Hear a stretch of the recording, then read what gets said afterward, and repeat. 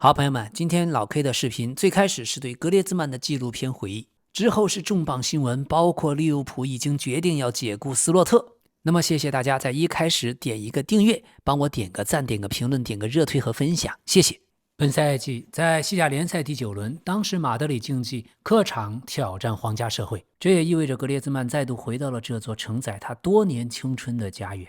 而這份和皇家社會的緣分，從他少年時便已經開啟。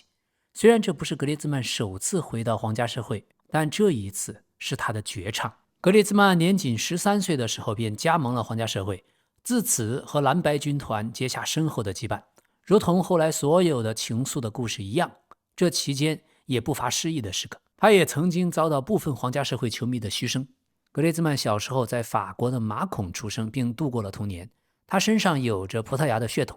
他的外祖父阿馬羅·洛佩斯曾經是葡萄牙的職業球員，後來遠赴到法國打工，從事建築方面的工作。而格列茲曼最早在家鄉馬孔的地區球隊踢球，球隊所在的地方叫沙奈萊馬孔。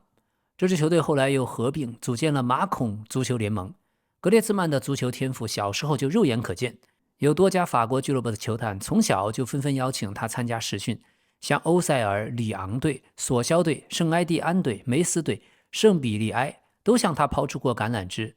但由於小時候的身形過於瘦小，法國各大青訓學院後來都紛紛將他拒之門外，直到西班牙的皇家社會向他伸出了援手。13歲的格列茲曼便已經離開家鄉，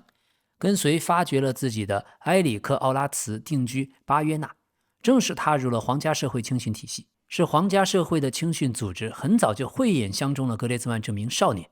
而後來他成長為世界級球星、世界杯冠軍隊的球員，但是依舊在西班牙賽場大放異彩。後來格列茲曼在皇家社會隊躋身一線隊，純屬是機緣的巧合。當時皇家社會的總經理奧特吉回憶當時我們球隊的左邊鋒受傷，替補邊鋒也傷停，主教練原本打算徵召二隊的前鋒，誰知道這名球員同樣無法出戰。於是在一次隊內的訓練中，格列茲曼臨危頂上。那年他還只有18歲，還處在賽季備戰階段，甚至從來沒有代表青年梯隊正式登場過。可是教練看到了他的訓練表現，當即感嘆：好家伙啊，這個孩子再也不能下放回去了，他必須留在一線隊。於是首秀就這麼來了。在2009年的8月1日，在一場熱身賽上，法國小將格列茲曼臨危頂替了傷缺的賓根埃爾多西亞，出任左邊鋒。當時只有18歲，就完成了一線隊首秀。身形過分瘦小的他當場就驚豔全場。那一場比賽過後就直接升入一線隊，跳過了梯隊歷練的階段。而那一場當年的友誼賽其實開始不到20分鐘便已經失去懸念，阿吉雷切打入2個球，安索泰吉又進了1個球。當時身披10號戰袍的隊長哈維普涅托全程參與了前3個球的進攻配合。於是中場休整之後，主教練便更換了整套出場陣容，格列茲曼迎來了自己正式亮相。當時上場後，他在角球區域完成了一记精妙的穿襠過人，一下子就俘獲了所有人的目光。隨後格列茲曼還攻入了1個球，鎖定了大勝的比分，這也是他職業生涯的首個進球。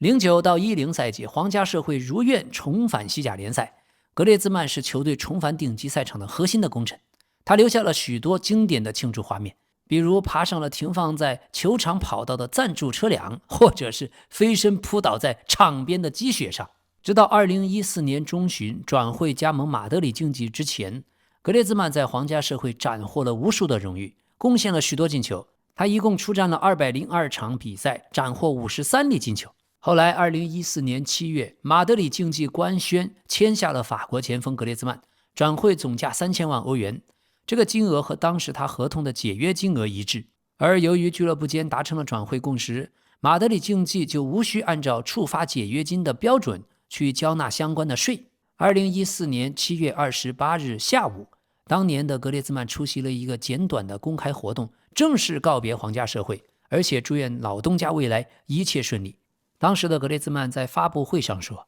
我未滿13歲便來到這裡，是你們向我敞開了家門，你們是最早也是唯一願意信任我的人。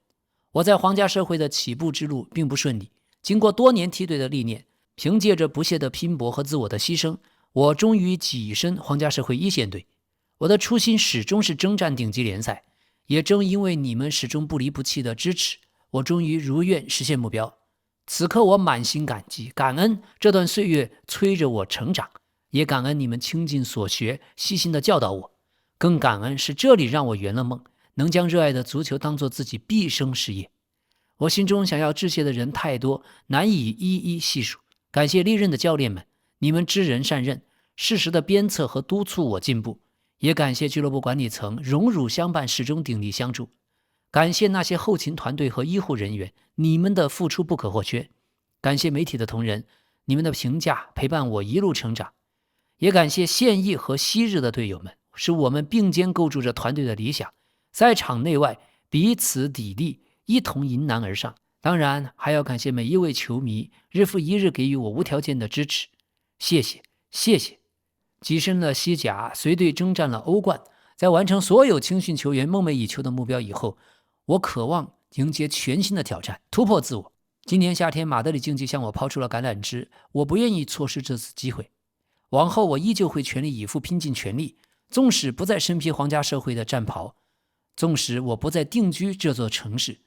但在這裡經歷的一切，我永遠都不會忘懷。在發言結束後的格列茲曼沒有接受任何現場提問。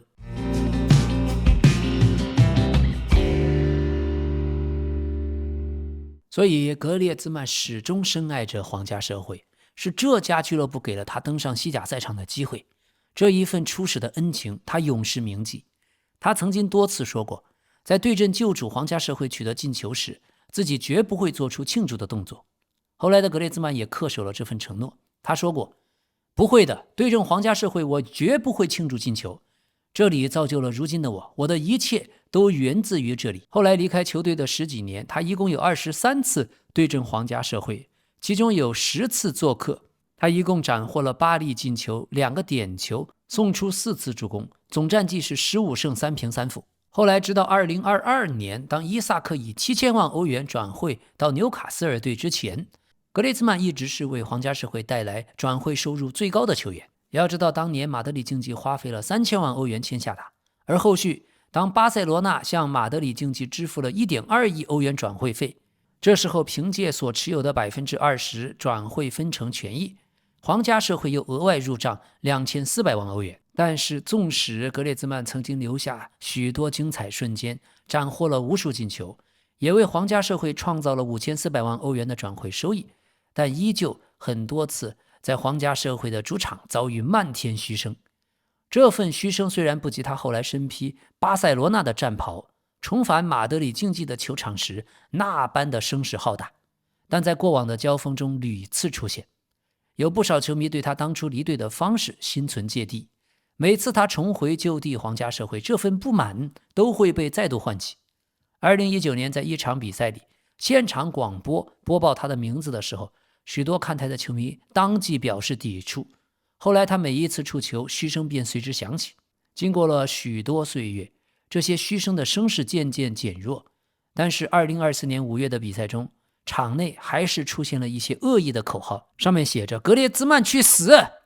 隨即這些口號也被球場方及時制止。2025年的比賽中，皇家社會的看台再次響起對格列茲曼惡意的辱罵口號，但球場大部分的觀眾立刻用口哨聲予以制止，徹底蓋過了那些過激的喊聲。這說明絕大部分的皇家社會球迷對格列茲曼是喜愛的。2005年，當一名自稱是皇家社會球探的男人將名片遞給了小時候的格列茲曼，請他轉告自己的父親主動取得聯繫。而在此之前，當時格列茲曼接連遭到了多家法國俱樂部的拒絕。正因為如此，格列茲曼的父親起初覺得這次邀約只是一次玩笑，只是一場鬧劇。畢竟在不久前，梅斯俱樂部也曾經對小格列茲曼表露意向，還邀請他周末去試訓，結果俱樂部又臨時反悔，理由是格列茲曼的身形太過瘦小。而老格列茲曼本身也踢球，還在家鄉馬孔當地的俱樂部擔任職務，深知道足壇並不是人人都能心懷誠意的。但他很快發覺，這一位代表皇家社會的法國球探埃里克·奧拉茨與眾不同。當時格列茲曼正在大巴黎的克洛熱訓練基地參加大巴黎俱樂部主辦的賽事。格列茲曼此行原本是代表聖比利埃參與試訓，而其他前來試訓的球員都穿着球隊訓練套裝，只有格列茲曼穿着便服，還有一件印有牙買加字樣的短袖球衣就上場比賽了。後來球探奧拉茨向記者們透露，當時他本來也沒有計劃到場觀賽，因為當時他剛剛結束阿根廷的球探考察行程，抵達了巴黎機場，但是接到圈內友人的邀約，邀請他過來碰碰面聊一聊吧。這群朋友當時都一起正在觀看這一場青年賽事，所以球探奧拉茨便順勢前往現場。而格列茲曼僅僅登場10分鐘，這短短的時間就足以讓球探奧拉茨看中他身上的天賦。奧拉茨後來說道，我一下子就被他的球技打動了，他的技術仍然有精進空間，但那天我所见的天賦是与生俱來的球感。不過即便如此，格列茲曼當時也並非皇家社會青训的合適人選。首先，奧拉茨是負責一線队的考察工作，並不隸屬於青训部門。第二，他此番到場只是為了拜訪友人，也不是專程物色球員。球探奧拉茨坦言說，他也有顧慮，像他這樣私下招攬球員也有違背行業的準則。於是他多方打聽確認蒙彼利埃和里昂隊都沒有意思要簽下這名少年。奧拉茨後來表示，我當時很清楚，當時法國足壇的青訓選拔標準基本只看重身體素質和運動能力，而格列茲曼的條件完全不符合這類要求。但是在西班牙那邊，我們更願意給球員成長沉澱的時間。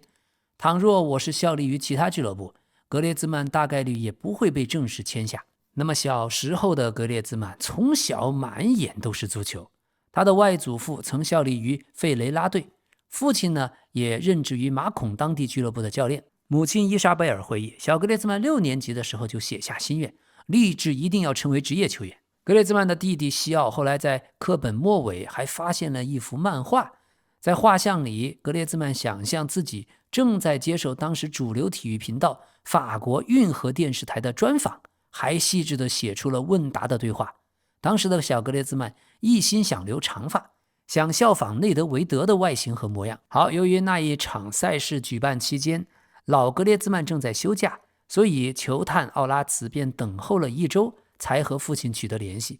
完成各項情況的核實之後，在頒獎典禮上，球探奧拉茨將個人聯繫方式交給了格列茲曼，囑咐男孩一定要轉告父親，要給自己回電話。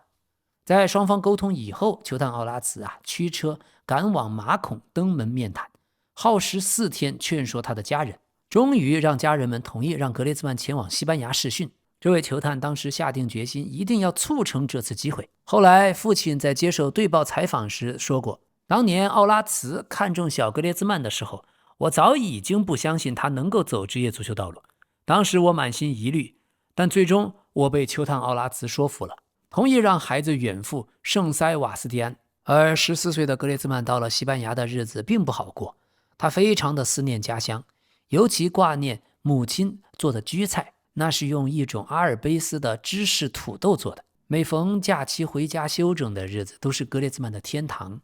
當他再次從法國離開，要從里昂機場乘機返回西班牙巴斯克地區的時候，格列茲曼總會忍不住落淚。孩子畢竟太小了。後來父親跟母親商議後，決定讓小格列茲曼暫時住在球探奧拉茨位於巴約納的家中。這座小城地處法國境內，翻過邊境，距離聖塞瓦斯蒂安僅有1個小時的車程。球探奧拉茨也坦言，那麼我既要指導格列茲曼踢球，還要照顧他的生活起居，給予他陪伴和人生的建議。我又是父親，又是母親，又是師長，多重身份。孩子嘛，格列茲曼時常情緒很低落，還要忍受和家人們分離的孤單，日子過得並不輕鬆。好在他的家人都很理智，很通透，心態很沉穩，這也幫他順利熬過了那段時光。而最關鍵，語言問題是擺在小格列茲曼面前的第一道難關。小時候的他完全不會說西班牙語，在訓練時遇到一些陌生的戰術動作的時候，格列茲曼只能刻意排在隊伍的末尾，先通過觀察隊友的動作揣摩要領。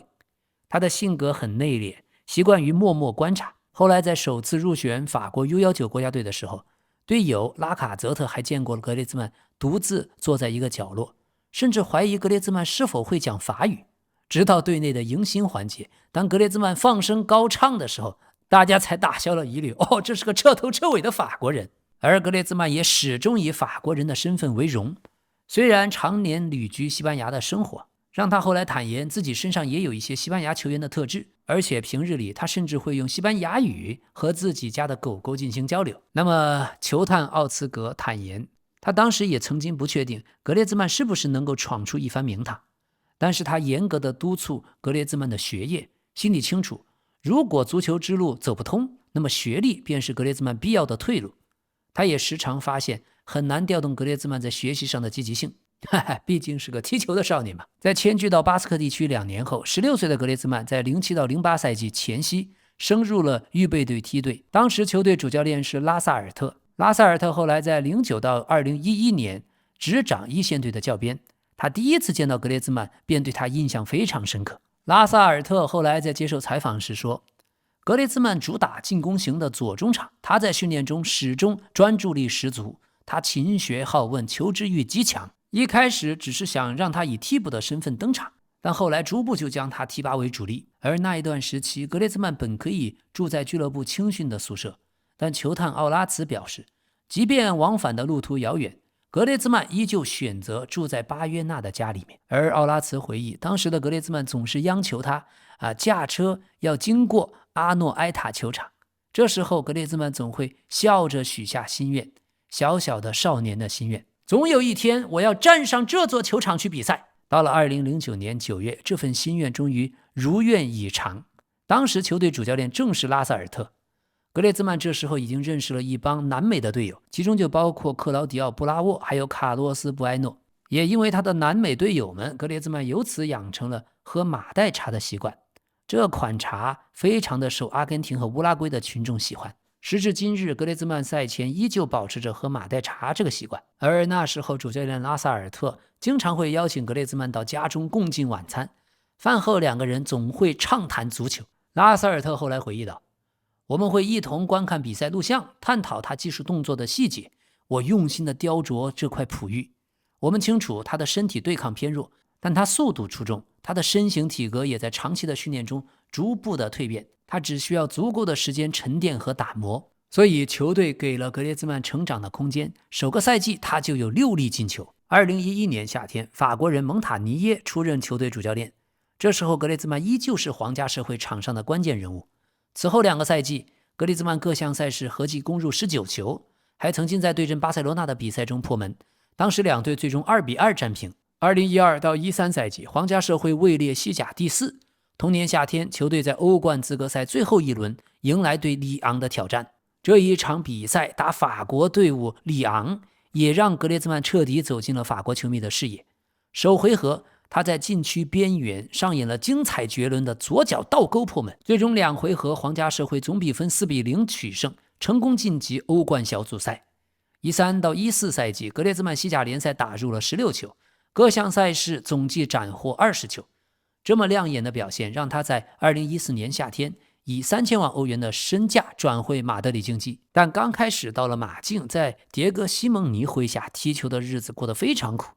格列茲曼後來接受採訪時說，訓練的強度極大，上半個賽季我過得格外吃力，但我始終全力以赴刻苦訓練。14到15賽季，格列茲曼攻入22個球，刷新了法國球員在西甲單賽季進球紀錄，超越了本澤馬3年前在皇馬創下的21球的紀錄。後來他又先後斬獲1月和4月的西甲月度最佳球員。他在接受採訪時坦言稱自己的自身戰術素養大幅度提升，而各支球隊的後防線也切身領教了格列茲曼的蛻變。這位衝擊力極強的前鋒可以靈活地勝任前場3個位置，和所有馬競球員一樣，他積極上前逼搶，防守回防總是兢兢業業。每次打硬仗，他同樣心態沉穩。2月份在伯納烏球場打入了馬德里德比制勝球。4月份歐冠1/4決賽次回合獨中2元，格列茲曼助力球隊2-0淘汰巴薩。5月的半決賽又送出客場絕殺進球，將拜仁擋在歐冠晉級路之外。於是切爾西、曼聯諸多豪門都多次傳出想要重金求購他，但是他在採訪時表示想和馬德里競技續約。多說一句，這時候已經大功告成的球探奧拉茨始終認為自己最大的成就是督促15歲的格列茲曼拿下了法國初中畢業文憑，這份文憑是升入高中的必備條件。而格列茲曼小時候上午要上課，下午要訓練，晚上還要寫作業，日程安排又疲憊又緊湊。所以當考試順利通過以後，奧拉茲馬上為格列茲曼報了函授課程，這樣小球員就能夠上午在家學習，下午參加訓練踢球。在適應了這種學習的模式後，僅用5個月，格列茲曼就掌握了西班牙語，而奧拉茨當年整整花了3年時間。直到現在，球探奧拉茨仍然每天都和格列茲曼保持聯繫，而格列茲曼先後效力皇家社會、馬德里競技、巴塞羅那，又牢牢地佔據法國國家隊主力席位。這種發展歷程讓球探奧拉茨倍感不可思議。奧拉茨後來說，格列茲曼的天賦特質很出眾，但說實話，我從來沒有料到他能達到後來這種競技高度，一切超乎想象。我常跟他講，他的人生宛如電影般的劇情。換作是普通的電影，看過開端，我就會判斷這個劇情脫離現實，很難讓人相信。但這一切在生活中卻真實的發生在了格列茲曼的身上。當初的奧拉茨只是機緣巧合，很偶然的在巴黎的青訓賽事中出現，格列茲曼也僅僅只登場了10分鐘。但現在他已經功成名退，在法國對歐洲杯、世界杯賽場都留下了自己的印記。當年那個在巴黎青訓賽場，球探奧拉茨看中的只是穿着一個很隨性的 T 恤，隨隨便便踢球的身形非常瘦弱的少年格列茲曼。當年的這份眼光終究得到印證，而當初格列茲曼的父母選擇放手，讓孩子遠赴西班牙追夢，同樣是做出了正確的抉擇。球探奧拉茨後來說，多年前格列茲曼在馬孔坐上了我的車的时候，如果有人預言他日後的成就，我只會脫口而出，這樣的好事我還巴不得呢！不信。小時候的格列茲曼，他的父親驅車帶着兒子到法國各地奔波千里，參加各家俱樂部的試訓和賽事，但換來的是一次次被回絕。格列茲曼那時候處境艱難，個子很矮，速度也不出眾，沒人能篤定這孩子日後能成為職業球員。他試訓的所有職業俱樂部無一例外都將他拒之門外。每次出發時都滿心歡喜，歸來卻滿心失落。2005年14歲的格列茲曼代表蒙彼利埃參加一個試訓的賽事，正是通過這場比賽，球探奧拉茨走進了他的人生，成為了格列茲曼職業生涯裡舉足輕重的人物。在這次比賽，球探奧拉茨發現了格列茲曼身上潛藏的過人的天賦，便留下聯繫方式，讓父親要聯絡自己。但屢屢碰壁的過往讓老格列茲曼深知失敗會帶來的打擊，所以數周過去，遲遲沒有打電話。而球探奧拉茨後來也說自己當時始終沒有得到回復。但是年少的小格列茲曼不肯放棄，再三懇請父親要把握住這次機會。他心想，即使再次失敗也要坦然接受，只求再爭取一次機會。最終父親鬆口應允了。後來轉會馬德里競技，西蒙尼嚴苛的執教風格迅速地重新塑造了格列茲曼。格列茲曼不再只是組織核心，同時他成長為衝擊力很強、技術全面的得分手。後來格列茲曼回憶第一次領教西蒙尼訓話的經歷他說，記得有一次訓練，我接球後沒有射門，反而選擇傳球，教練立刻叫停訓練，吹響了哨子。光是言語的提點那還算溫和，而西蒙尼嚴厲地斥責了我，這裡就不該無謂的傳球，你必須果斷攻門得分，足球只為了取勝，進球才是制勝的關鍵。當時我挨了訓斥，心裡面又氣憤又低落。而後來最終西蒙尼意識到，想要最大化激活格列茲曼的實力，就要把他的活動位置往中路去調整，而不是僅局限在邊路。這個調整徹底扭轉了局面。格列茲曼回憶，可以說是西蒙尼教練和隊內的眾多隊友讓我懂得團隊奉獻的意義，哪怕是配合門將防守也要盡心盡力，對方回傳給門將的球我都會積極的上前拼搶。而格列茲曼的隊友戈丁既是他的摯友，也是他女兒的教父。在談到格列茲曼十分喜愛烏拉圭，鍾情於馬黛查，也推崇烏拉圭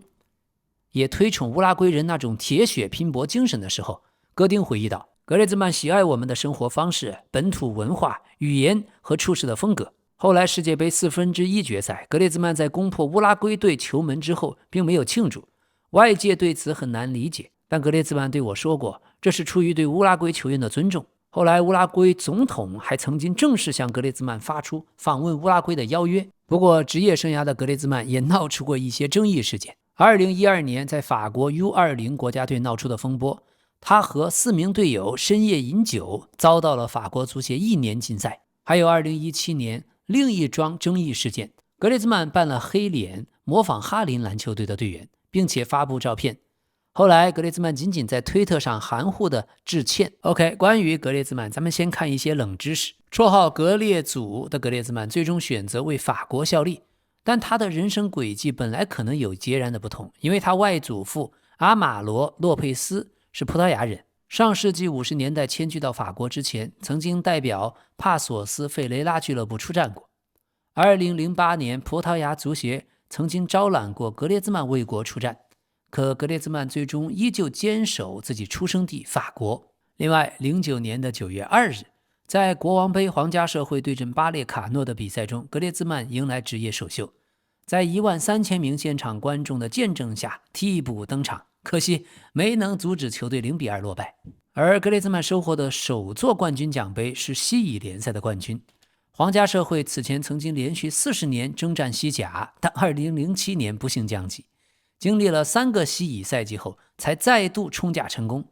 在奪冠的那個西乙的賽季裡面，格列茲曼出戰39場比賽，斬獲7粒進球。2013年1月，格列茲曼在3-4不敵皇馬的比賽中，職業生涯首次對陣莫德里奇，此後2個人又先後交手達到40次。2012到13賽季的收官戰，格列茲曼打入制勝一球，幫助球隊1-0擊敗拉科魯尼亞，這也讓球隊時隔10年重返歐冠賽場。由此，格列茲曼躋身皇家社會傳奇的行列。還有，格列茲曼穿7號戰袍，而且習慣穿長袖的球衣，這是為了致敬英格蘭球星大衛·貝克漢姆。2014年3月5日，格列茲曼在法國隊2-0擊敗荷蘭的友誼賽中，第一次入選法國隊登場。在當時同場的隊友裡，有5個人後來成為世界杯冠軍球員，包括大吉魯、門將洛里、馬圖伊迪、博格巴和瓦拉內。2014年世界杯首場热身賽，法國戰平巴拉圭。格列茲曼在個人的第3場國家隊賽事，在禁區前沿轟出了一腳精彩的弧線球，斬獲國家隊處子球。在世界杯結束後不久，就加盟了馬德里競技，在西班牙超級杯對陣皇馬的比賽中，完成了在馬德里競技的首秀。那場比賽兩隊最終1-1戰平。2014年9月16日，歐冠賽場，馬德里競技2-3不敵奧林匹亞科斯，格列茲曼打入個人歐冠首球。從此開始，他連續12個歐冠賽季都有進球入賬，這個紀錄僅有5名球員比他更強。還有格列茲曼前3個孩子都是在同一天出生的，這非常罕見。2016年4月8日，他的長女米婭出生，3年後次子阿馬羅降生。又時隔2年，小女兒阿爾巴也是同一天誕生，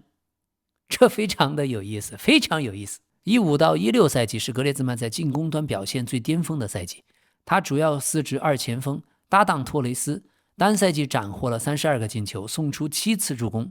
幫助馬競一路挺進歐冠決賽。2016年的歐洲杯，他當選賽事最佳球員，整屆賽事6個進球2個助攻，率領法國隊殺入決賽。可惜東道主法國加時0-1不敵葡萄牙。憑借這麼亮眼的發揮，他也斬獲國際足聯年度最佳球員第3名，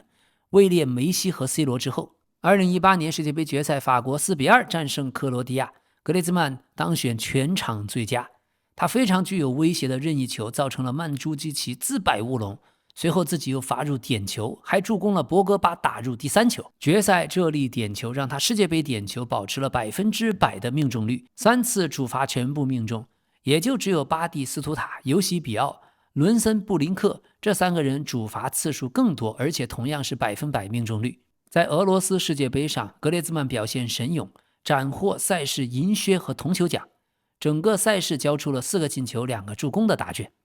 還有咱們格列茲曼非常的喜愛電子遊戲，在對陣克羅地亞破门以後，他做出遊戲《堡壘之夜》裡面認輸搖擺的經典慶祝動作。他還經常在足球經理遊戲中執教阿森納、布萊克本、紐卡斯爾，還會分享遊戲遊玩的心得。格列茲曼同樣非常喜歡籃球。2018年，他發布了名為《決定》的視頻，當時宣布留守馬競，這也是致敬勒布朗·詹姆斯在2010年宣布加盟邁阿密熱火的經典官宣。2019年，網飛推出了紀錄片《安托萬·格列茲曼：傳奇誕生》。這部紀錄片講述了他的童年歲月，還有在皇家社會出道的生涯。2021年的歐洲杯，法國2-2戰平匈牙利一戰，格列茲曼打入個人歐洲杯第7個進球，歐洲杯歷史進球數上只有 C 羅的14球，還有法國名宿普拉蒂尼的9球排在他身前。2022年卡塔爾世界杯，格列茲曼幫助法國隊闖入決賽，最終球隊加時賽3-3戰平阿根廷，點球大戰2-4落敗。近2屆世界杯賽事中，他是5次助攻，成為同期助攻最多的球員，總共是出戰了19場世界杯賽事，並列歷史出場榜第15位。法國球員裡面只有洛里的20場比他更高。22到23賽季，他在西甲直接參與31個進球，創下非皇馬非巴薩球員的紀錄。這個紀錄在23到24賽季被赫羅納德球員多夫比克以32個球的數據打破。2017年8月到2023年11月，格列茲曼代表法國隊連續出戰84場比賽，從未缺席。直到24年3月腳踝扭傷，他才無緣國家隊集訓，這個連續出場的紀錄也就此終結。2024年1月，格列茲曼在西班牙超級杯對陣皇馬打入1球，球隊加時3-5落敗，但這粒進球讓格列茲曼以174個球超越阿拉貢內斯，成為馬德里競技隊史上的射手王。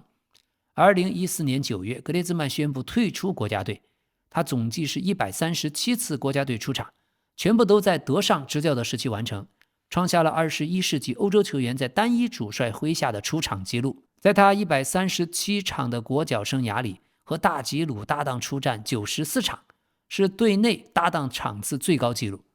職業生涯中，格列茲曼先後和95名不同的法國國家隊隊友並肩作戰。格列茲曼為法國隊攻入的44粒進球，攻破過24個不同國家的球門，其中對陣德國斬獲5球，是格列茲曼破門次數最多的國家隊对手。而縱觀他俱樂部和國家隊生涯，格列茲曼在比賽第1分鐘到第90分鐘的每個時間段都取得過進球，這也非常罕見。格列茲曼有着小王子的昵稱，這個靈感源自那部經典著作《小王子》，他的手臂上還紋有阿拉伯文的詩句，摘選自《小王子》作者的名言：以人生築夢，將夢想成真。2026年5月19日，格列茲曼正式告別馬德里競技，在萬達大都會球場上演了最動容的一幕。法國前鋒眼含熱淚，向紅白床單軍團的球迷道別。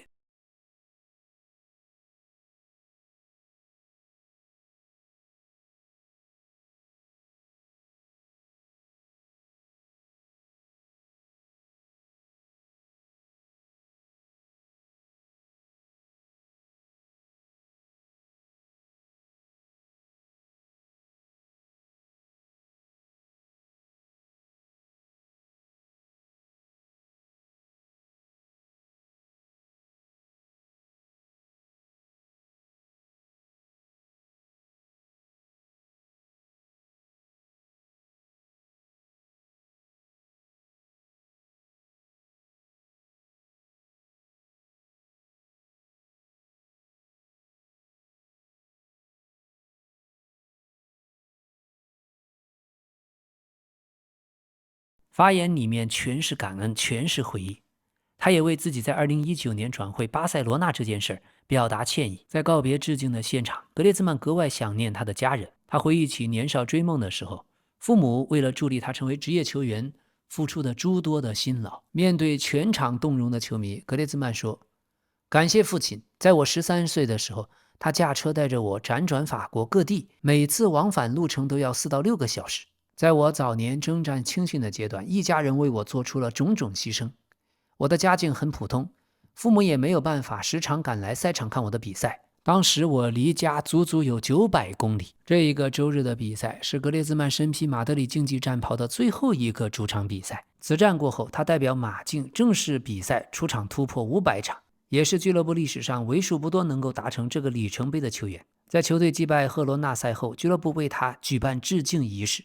隊友們、名宿們還有球迷們紛紛送上祝福，像西蒙尼、科克、托雷斯、戈丁都到場。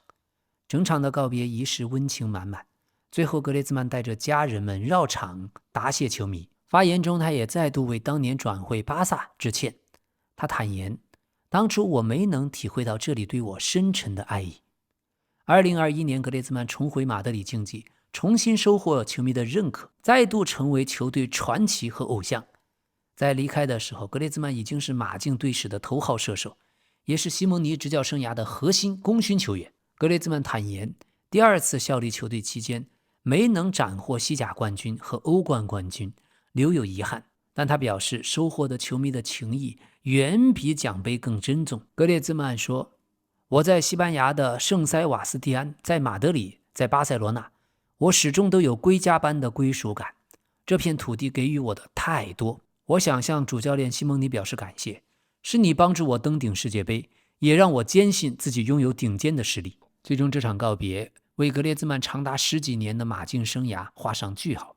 掌聲、淚水和看台上的歌聲彼此交織着。萬達大都會球場送別了這位球隊近年來人氣最高的球星，他也是紅白俱樂部當之無愧的傳奇。在告別格列茲曼之際，讓我們看一看他偉大的那些對手們眼中的格列茲曼。勞爾·加西亞曾經是格列茲曼的隊友，但更多的時候是对手。他們25次針鋒相對，有一個賽季並肩作戰，當時都在馬競。勞爾·加西亞說，防守格列茲曼最頭疼的地方在於他太清楚自己該往哪裡跑了，該在什麼區域制造殺傷。是的，正因為此，主教練西蒙尼給了格列茲曼一定的自由度，因為他太會閱讀比賽了。勞爾·加西奧和阿爾比奧爾都不約而同地用一個詞來形容他，非常非常非常的聰明。而萊加內斯隊的馬丁·曼托瓦尼說，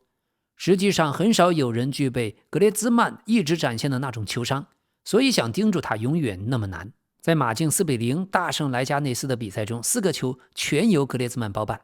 那場比賽他把自己能玩出的花樣全展現出來，4個進球沒有一個重樣的，任意球、頭球、凌空抽射我都親身經歷了，很折磨人呀。所以防守格列茲曼最難的地方在於他一個人能當2個人用，一方面他能從左右兩側轉身撕開空間，另一方面又能回撤到禁區外擺脫盯防，這就讓他極難被限制。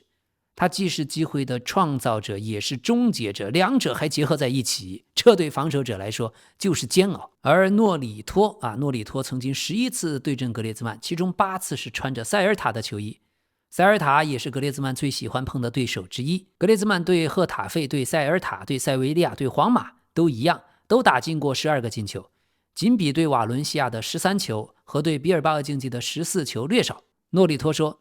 格列茲曼很多年來都是世界前10的球員，我認為他沒有得到應有的評價，他是歷史上最好的球員之一，不光是腳下花活多，更重要的是他接球前已經知道接下來要幹什麼。他閱讀空間的速度太快了，哪怕一場比賽出球不多，也許只有4次，其中3次他都能制造威脅。他不只是個能進球的球員，也是那種能讓身邊人踢得更好的類型，所以無論是後衛還是後腰，防守他都無比吃力。是的，对於這一點，阿爾比奧爾也說，格列茲曼就是那種你能看出來球還沒到他腳下就已經想好下一步的人，只要他參與進來，局面就會不一樣。他的腦子永遠比皮球轉得更快。而在教練們的眼裡，評價出奇的一致。博斯克是這樣定義他的：格列茲曼非常懂比賽，他的技術層面優點無數。而曾經執教過格列茲曼的阿拉薩特則提到了另一個維度：我帶他那一年，最讓我印象深刻的是他的野心，那種想要變強，想要變得更完美，想要去夠那些他後來真能夠得到的巔峰的野心，比如跟隨國家隊拿到世界杯冠軍。我先是擁有他，後來他又成為我的对手。作為對手，最難的就是要偵察到格列茲曼，因為他太活躍了，他的跑動太多了，技術上又那麼出色。比賽中你必須不斷調整，因為格列茲曼不會一直在同一個地方幹同一件事。格列茲曼看人下菜碟，是球隊的需要而動。他頂在最前面，能夠進球，能夠助攻，落到前腰位置，又能夠回撤，把比賽串聯起來，拉到邊路嘛，能從第2線插上。同一個格列茲曼，同一個身體，卻藏着好幾個版本，每一個都夠那些對手受的。而他的自己隊友則享受着這一切，只是站在他對面的那些对手們苦不堪言。所以阿爾比奧爾說，格列茲曼就是足球史上最聰明的球員之一。他有點像當年的大衛席爾瓦或者厄齊爾，屬於在場上有着另一層級智慧的球員。從足球層面來講，他總是憋着一肚子的壞水。所以是的，在老 K 眼裡格列茲曼也算是典型的球盲過濾器。他打前鋒不像過去阿扎爾有那麼強的單幹能力，也不像內馬爾的技術如此華麗。但是格列茲曼能夠2次去爭奪金球獎，因為他太全面了。年輕的時候靠着身體和速度能夠單幹，但隨着年齡變大，轉型成了10號位，大師的風範也就出來了。老 K 看格列茲曼的比賽，每次接球之前就已經知道他早就想好該怎麼做。每場比賽中，他幾乎每時每刻都在不停地擺頭觀察，東張西望，一直在觀察整座球場的形勢，觀察所有的隊友、所有的對手的位置，有沒有空當啊等等。我記得有一場比賽，格列茲曼在中場直接不看後面，直接轉身像凌空抽射一樣，就把球抽傳給了遠在場地另一塊空曠空間的薩烏爾。所以只有認真看格列茲曼的球，你才會更加欣賞他。要知道現在的格列茲曼都已經快36歲了，在本賽季仍然能夠帶領馬德里競技在歐冠半決賽首發，他的作用主教練西蒙尼最懂。在記者問西蒙尼，馬德里競技現在的挑戰是找到另一個格列茲曼，西蒙尼回答，很明顯永遠不會有另一個像格列茲曼這樣的人了，承載球隊重擔的責任落在他和科克身上，憑借他們的經驗和重要性，那種重擔很難解釋，格列茲曼承擔了它，我們將努力尋找能夠承擔這種責任的人。那麼縱觀格列茲曼在馬德里競技的整個職業生涯，他毫無疑問是隊史上最出色的球員之一，但如果要說是最佳，很難講，因為論進球數他肯定是最佳，論冠軍榮譽卻並非如此。馬德里競技的博物館裡留存着格列茲曼斬獲的3座冠軍獎杯，西班牙超級杯、歐聯杯以及歐洲超級杯。但是在史料上能夠相提並論的馬競傳奇球員數不勝數，像科里亞爾、阿德拉爾多、加拉特、富特雷、路易斯·阿拉貢內斯和托雷斯。所以格列茲曼在馬德里競技論球技他絕對是最佳，論天賦、比賽的閱讀能力、賽場上的直覺、職業的態度和謙遜的品格，他也無可挑剔。論賽場上的擔當、進球和助攻數，格列茲曼的優點數不勝數。他是一位既勤懇務實、技術又華麗的頂級球星，但是論職業生涯，從馬德里競技曾經轉會巴塞羅那是他的一處缺憾。這一次轉會在一定程度上也影響了他在馬競球迷心中的完整評價。不過格列茲曼為人的品性極佳，待人真誠親和，他肯定是最優秀的球員之一。格列茲曼的遺憾在於從來沒有拿下過西甲冠軍，這也成為他生涯裡難以彌補的短板。但是他極具個人魅力，也是球隊的精神領袖，關鍵時刻總是他帶動全隊。馬德里競技底蘊深厚，擁有過眾多傳奇球星，不同時代的球員很難橫向比較，每個時期的球星都有獨屬於自己的高光時刻。但是憑借自身的天賦和無私的付出，格列茲曼已經是當之無愧的馬競傳奇，這個稱謂分量十足，他絕對是最優秀的球員之一。他打破了那些曾經看似無法撼動的記錄，超越了阿拉貢內斯，成為队史头號射手。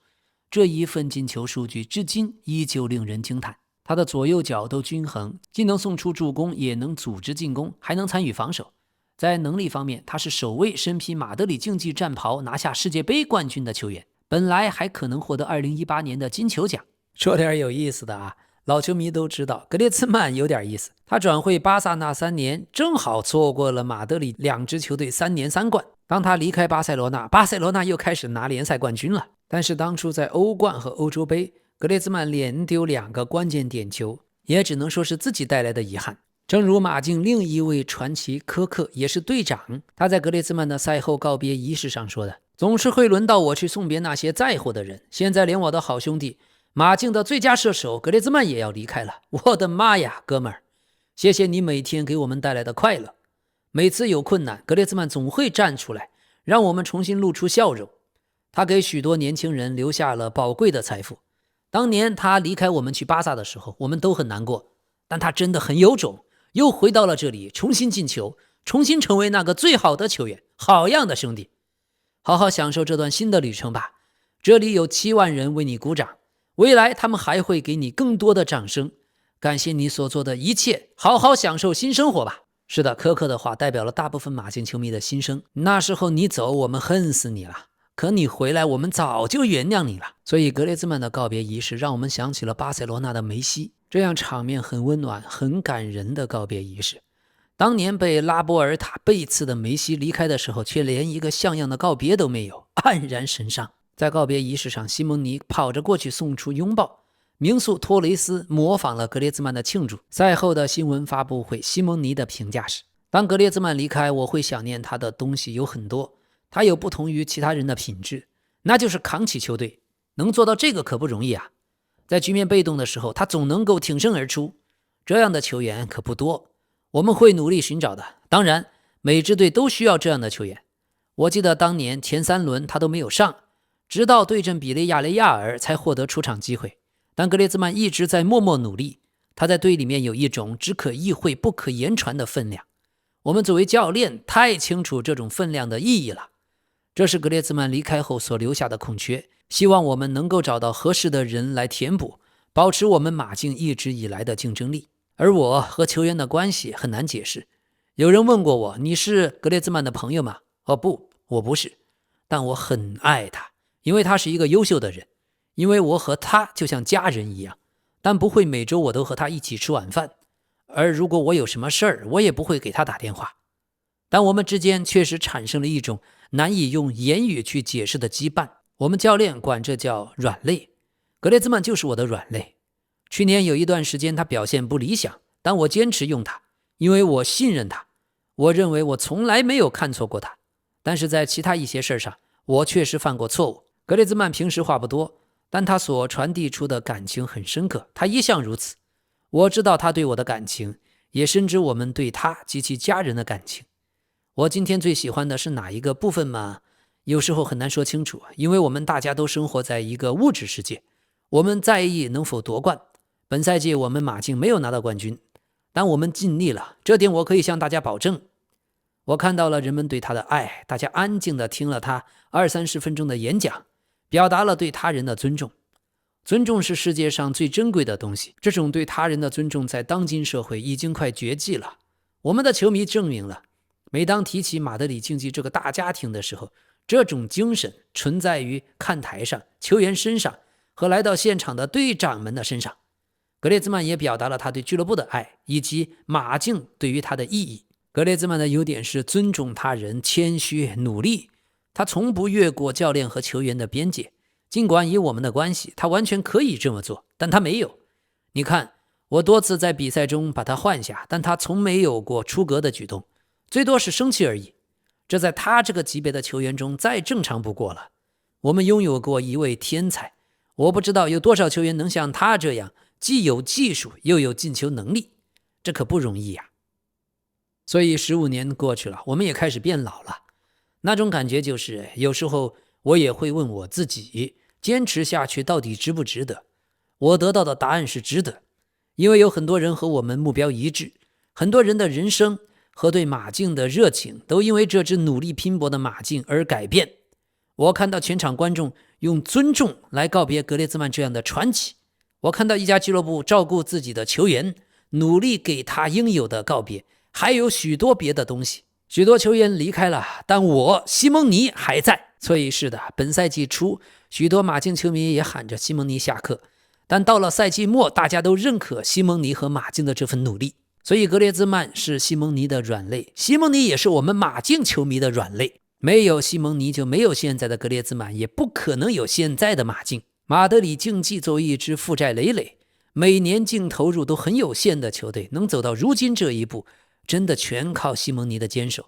他做了許多球場之外的工作，把整支球隊凝結成了一個真正的團體。看看皇馬，大家就知道，想要進入歐冠4強，想要維繫更衣室，不那麼容易。許多曾經創下過輝煌的球隊，如今要麼無法進入歐冠4強，要麼頻繁換帥，毫無頭緒，甚至深陷降級區。對，說的就是你，熱刺隊。所以真的不由得感嘆西蒙尼這麼多年的不容易，讓整個馬競在歐洲範圍內提升了檔次，成為了豪門。但是馬德里競技2013年拿到聯賽冠軍，格列茲曼14年入隊，格列茲曼19年去了巴薩，馬德里競技2020年就拿到了聯賽冠軍，真的有點意思，左右橫跳巴塞羅那的揮淚告別。而當格列茲曼跳回馬競，大家都喜極而泣。多說一句，真正西蒙尼練出來的金球級別的球員，感覺就只有格列茲曼。那麼在馬競為格列茲曼舉辦的致敬儀式上，夫妻兩人都哭了。格列茲曼將在本賽季結束後離開馬競，加盟美職聯的奧蘭多城，結束10年的馬競生涯。要知道，格列茲曼和他的兄弟還共同創辦了電競戰隊，主攻堡壘之夜和非法。這支戰隊已經於2021年解散。格列茲曼後來在故鄉還開設了多家餐飲店，他和略倫特在薩拉曼卡合夥經營一家餐廳，但現在也關閉了。後來他創辦了體育收藏卡的在線商城，還有他最重磅的產業是賽馬繁育公司，創立於2017年，也是他現在最為成功的一項事業。這個賽季末，卡瓦哈爾離別皇馬，萊萬離別巴薩，格列茲曼離開馬競。他過去鋒線上的搭檔，帥氣偉大的托雷斯寫的話能夠代表大家的心聲。格列茲曼，你帶走了整個馬競大家庭的喜愛、尊重和認可，這無疑是一個足球運動員能收穫的最重要的東西。感謝你的足球，感謝你的進球，也感謝你為我們俱樂部付出的一切。格列茲曼，加油！馬競。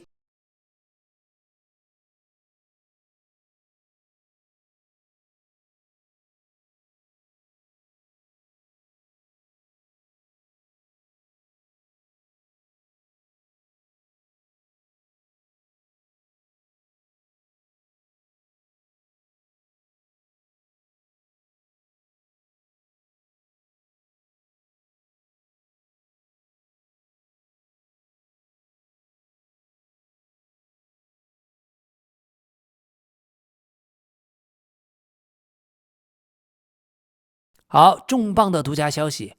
在利物浦队和自己的资深球員进行了談話以後，已經決定要解雇斯洛特，所以荷蘭教頭光頭斯洛特已經不會再率隊征戰下賽季。雖然此前利物浦董事會曾經選擇給斯洛特更多時間來扭轉局面，但他們在周末和自己的球員進行了談話，做出了要解雇斯洛特的決定。所以周末對陣布倫特福德的比賽將是斯洛特執教利物浦的最後一場比賽，而接下來利物浦高層希望聘用一位 head coach， 而不是像阿隆索那樣的 manager， 這也正是他們沒有試圖聘請阿隆索的原因。現在眾多的消息中，利物浦最可能選的主教練是伊勞拉。另外，今天国際足聯 U17 男足世界杯抽籤儀式已經舉行，中國隊 U17 將和西班牙、摩洛哥和斐濟隊同組，還有接下來 U17 亞洲杯決賽，中國 U17 將迎戰日本隊，而 U17 的世界杯將在26年的11月到12月在卡塔爾舉行。今天另外的消息已經有報道在陸續的披露哪些英格蘭球員無緣世界杯大名單，這裡面最讓人震驚的是馬奎爾竟然落選。對此，馬奎爾通過個人社交媒體談到了自己的失落，他表示，在經歷了這樣一個賽季之後，我本來很有信心今年夏天能夠為英格蘭隊做出重要的貢獻，但這個決定讓我感到震驚，也讓我心碎不已。這些年來，沒有什麼比穿上國家隊那件球衣，代表我的英格蘭國家出戰，更讓我熱愛的了。祝願所有入選的球員在這個夏天一切順利。我的個天呀！英格蘭隊在我看來，中後衛位置上除了格伊，沒有人的水平比馬奎爾更高了。甚至只看國家隊表現，馬奎爾比格伊還要猛。再加上大頭下雨不愁，現在英超諸強最強的就是角球和定位球，這時候非常需要馬奎爾的頭球破門。图赫爾，你搞什麼？你搞什麼呀？我的英格蘭隊今年又沒戲啦！好，另一方面，胖虎卡塞米羅已經跟邁阿密談妥了3年的合同和薪水，基本達成協議，卡塞米羅馬上就可以跟梅西當隊友啦。而巴西隊內馬爾在入選了世界杯名單以後，正回到桑托斯的訓練中心治療他的小腿傷勢。他表示聽到自己入選後哭了好幾個小時。這次徵召不只屬於他，也屬於一路陪伴他的所有人。內馬爾說，我哭了好幾個小時，因為一路走到這裡真的不容易。看到自己的名字被念出來以後，我知道自己經歷的一切都值了。那些努力，那些困難，還有你們用各種方式給我的幫助，都變得有意義。所以真的非常感謝。但是客觀坦白講，老 K 對內馬爾入選巴西隊，這次巴西隊奪冠的前景我就不看好了。當然，就他們目前的實力，能夠打入4強也算是成功。好，今天的比賽，沙特那邊利雅得勝利4-1戰勝達馬克奪冠。C 羅生涯拿到了第37個冠軍，同時 C 羅和利雅得勝利都打破了長達5年的正賽冠軍荒。賽後 C 羅掩面哭泣，助教和他擁抱，他流下了幸福的淚水。真是知我罪我，其為春秋也。好的，朋友們，這裡是老 K 足球新聞，一個有溫度的足球頻道。咱們明天再見，請別忘了訂閱、點讚、評論、熱推和分享哦。